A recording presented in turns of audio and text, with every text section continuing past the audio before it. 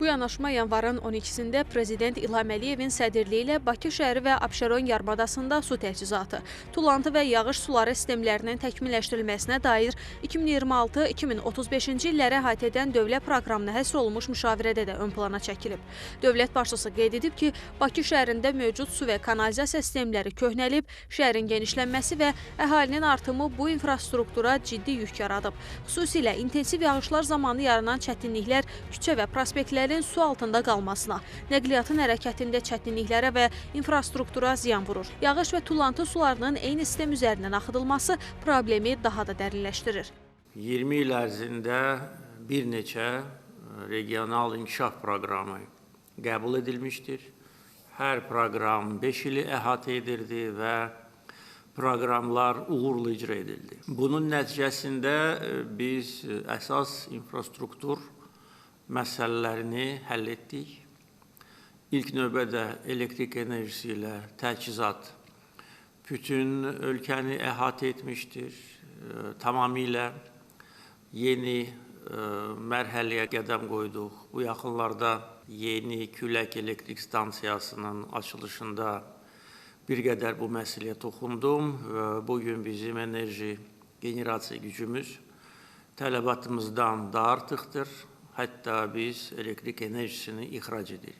Problemin kompleks həlli məqsədi ilə Prezident İlham Əliyevin 12 yanvar 2026-cı il tarixli sərəncamı ilə təsdiq edilmiş dövlət proqramı 2026-2035-ci illəri əhatə edərək Bakı və Sumqayıt şəhərləri ilə yanaşı bütün Abşeron yarımadasında su təchizatı, yağış və tullantı suları sistemlərinin mərhələli şəkildə yenidən qurulmasını, müasir tələblərə cavab verən ayrıca yağış suları şəbəkəsinin yaradılmasını, habelə ekoloji təhlükəsizliyin gücləndirilməsini nəzərdə tutur. İçməli su və suvarma layihələri də həmişə diqqət mərkəzində olub. Azərbaycan vətəndaşları yaxşı xatırlayırlar ki, vaxtilə bu insanları narahat edən ən ciddi məsələlərdən biri idi. Və tədricən bu məsələlər də öz həllini tapmışdır. Bugün bizim əksər şəhərlərimizdə içməli su kanalizasiya layihələri icra edilmişdir və bu proses davam etdirilir. Su anbarları Azərbaycanın su təhlükəsizliyinin əsas dayaqlarından biridir. Hazırda işğaldan azad edilən və ölkənin müxtəlif regionlarında su qovuşan Xaçınçay, Köndələnçay, Zabuqçay, Həkəriçay, Bəlgüşadçay və Zəyəmçay su anbarlarının bərpası və tikintisi intensiv aparılır. Köndələnçay su anbarları kompleksinin təmir bərpadan sonra yenidən istismara verilməsi su ehtiyatlarının səmərəli idarə olunmasına və kənd təsərrüfatının inkişafına geniş imkanlar yaradır. Layihə əkin sahələrinin su təminatını yaxşılaşdırmaqla yanaşı istehsal potensialını da artırır. Bu addım işğaldan azad edilmiş ərazilərin dirçəldilməsinin torpağa həyatın qaytarılmasının mühüm göstəricisi hesab olunur. Köndələnçay su anbarları regionun sosial-iqtisadi inkişafına güclü təkan verərək dayanıqlı gələcəyə inamı möhkəmləndirir. Bərpa dövründə bu su anbarlarında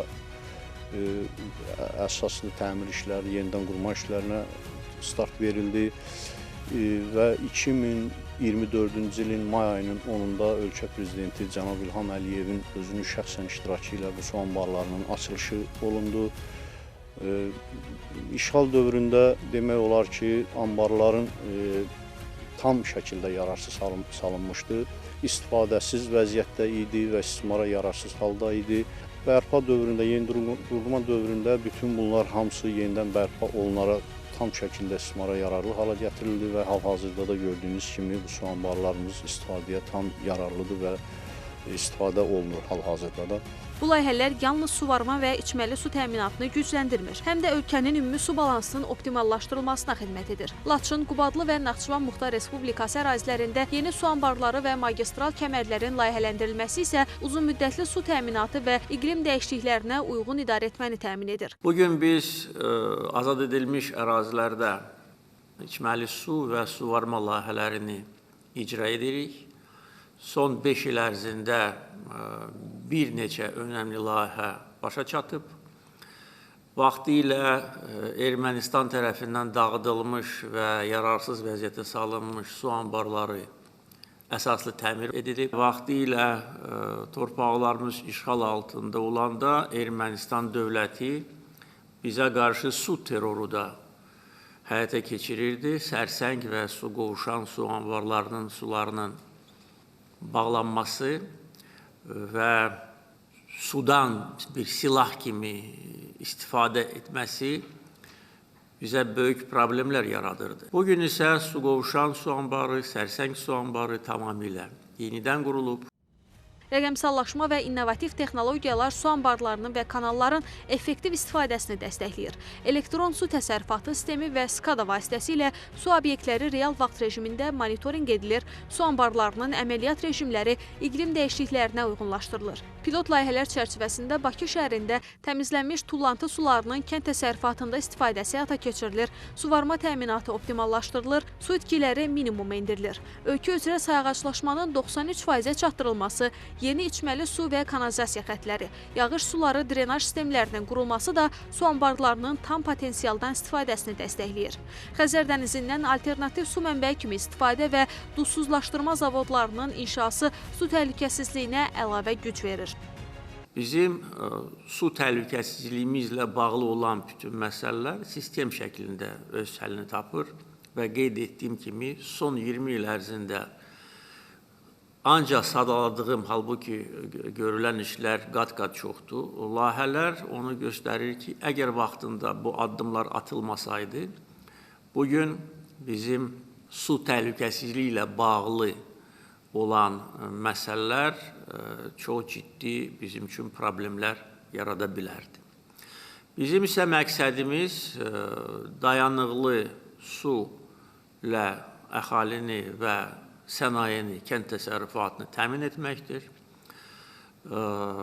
Su mənbələrini qorumaqdır. Su anbarlarının potensialını artırmaqdır. Uçotu tam yaratmaqdır və mövsüm gələndə suları yığmaq ki, sonra il boyunca onlardan istifadə etmək. Prezidentin vurğuladığı kimi, bu sistemli tədbirlər yalnız mövcud problemləri həll etmir, həm də gələcəkdə intensiv yağışlar, quraqlıq və digər iqlim risklərinə qarşı dayanıqlı su təminatının əsasını qoyur. Su anbarları və müasir infrastruktur layihələri Azərbaycanın su balansını gücləndirir və ölkənin regionda su resurslarını ən səmərəli idarə edən dövlətlərdən birinə çevirir. Tərlan İbrahimova, Rahim Əkrəmoğlu, Sura Bəşirova, Zaur Həsənov, NTV Xəbər.